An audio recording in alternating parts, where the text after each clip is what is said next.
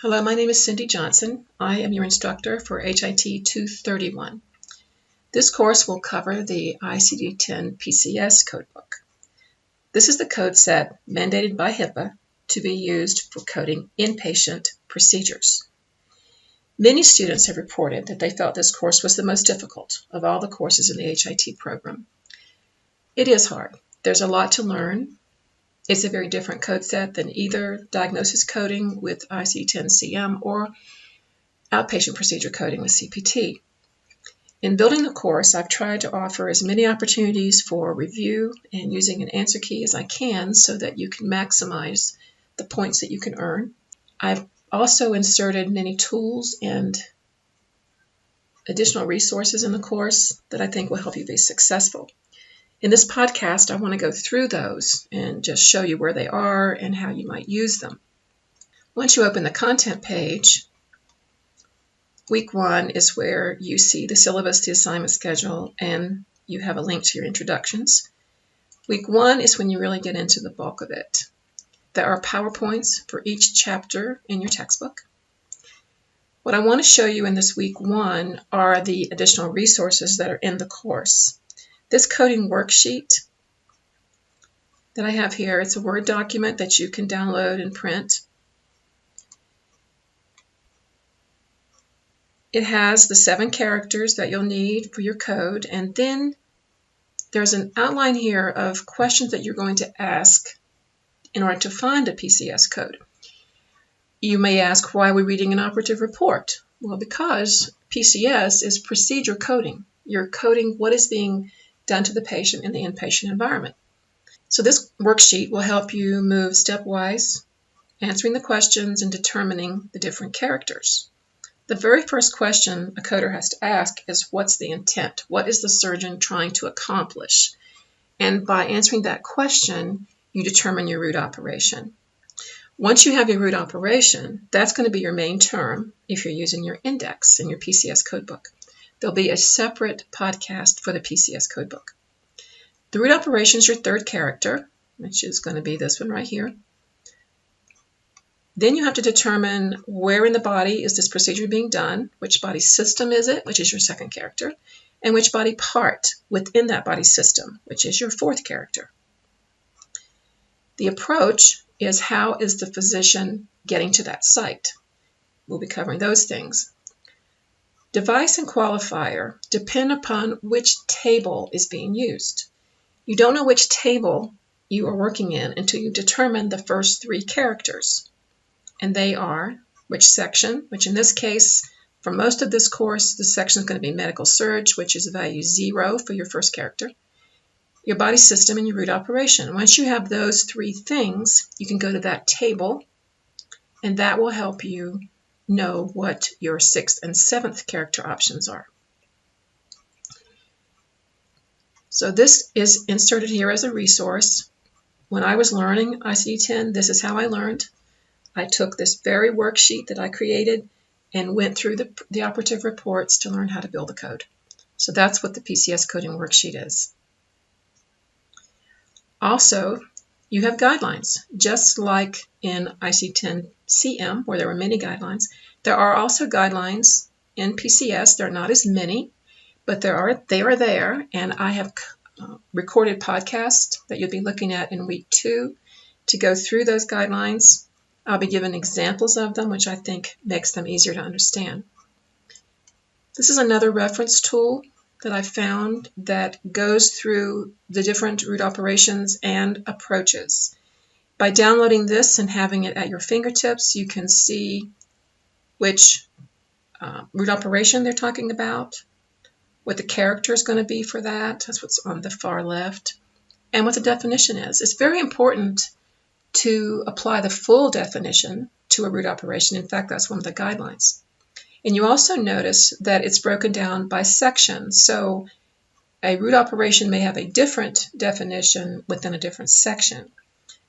You have many different options. So there are, I believe, 31 root operations. So I encourage you to look at this document, look at your root operation, look at your definition, and then the author has also given some explanations of what that means and some examples of that root operation. Then you scroll through all of those and you get to the approaches. I encourage you to print this out, to have it at your fingertips.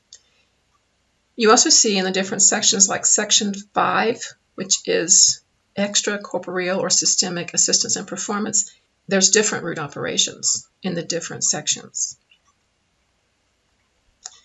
Keep going and you get to, eventually, you get to the approaches.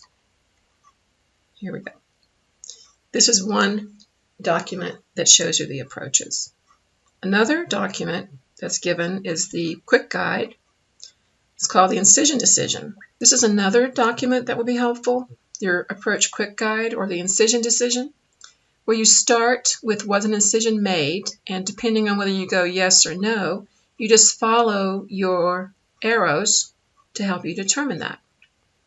Like if you're going this way, was an incision made? Yes. Was the site exposed? Yes. Then that's an open approach. If the site was not exposed, then there was a puncture to reach that site. Once it was punctured, was there visualization? Could the physician actually see what he was working on? No. Then that's a percutaneous. If there was visualization, then you're going to go yes. And the question is going to be, were there instruments that went through natural or artificial openings? If you say yes, then that's going to be a natural or artificial opening with a percutaneous endoscopic assistance. If no instruments were used, then it's percutaneous endoscopic. Likewise, if there was no incision, the question is, okay, then are you going through a natural or an artificial opening? No, it's external. If you are going through these openings and there's visualization, are you using a scope? Then it's endoscopic. And if it's no, it's via natural or artificial opening. You just have to go through the steps to help you determine your approach. That's one of the easier things to do as you learn this. This is a conversion table, which I am going to show you how to work. I cannot, for the life of me, get it to be properly oriented. So what I'm going to do is show you how to orient it so that the view is rotated. If some of you know how to do this, let me know, because I have not been able to figure that out. So you download it, and when you open it, so how do you want to open this file? Go More Apps and choose your Acrobat Reader. Okay. And once it opens, it's upside down. So what I encourage you to do then is to go under View, Rotate, Clockwise. Do it again, View, Rotate, Clockwise. We can shrink this to give you a bigger screen. And here it is. It's a wonderful tool for you, but when you print it out, you can obviously you can orient it the way you want to, but to look at it on the screen, you'll have to go through these steps to rotate your view. But I encourage you to print it. I've printed it, and I use this quite a bit, especially if you're not familiar with operative terms. This is a great way to look at the suffix, and then later on you'll be looking at common procedures and what's done, like amniocentesis, where you're draining amniotic fluid. Then your root operation is going to be drainage, and it actually tells you what table to go to. So it's a very good tool. Don't automatically use it, though. Go to your code book, look at those tables, and use it to help you determine which root operation. This carries back to what is the intent of the procedure. This will help you as well to know how to answer that question. Back to your additional resources. There's an online version of PCS that you can download. It is a PDF. It is helpful to a point. I actually did a survey. Some students completed a survey for me, I should say. And I asked them, okay, if you didn't have a code book and you had these electronic files, would it have been more confusing or less confusing? And to a person, they all felt it would not be feasible to learn to code with these electronic documents. What happens with the electronic document, you go into Table, And here you see the different sections that are in PCS. Say we choose Med-Surg. And let's say we're looking at an eye procedure. Let's say they're draining some fluid out of the eye. Then it will take you to the table for the body system eye and the root operation drainage. And then you have to determine from your operative report which body part the procedure is on, the approach, the device, and the qualifier. While I'm looking at this, you'll see reference in the course to swim lanes or rows. This is called a swim lane or a row as you go across the table. And one of the guidelines tells us you cannot skip around. Like you can't take something from here and something from here and then go back up here. The reason being they are different.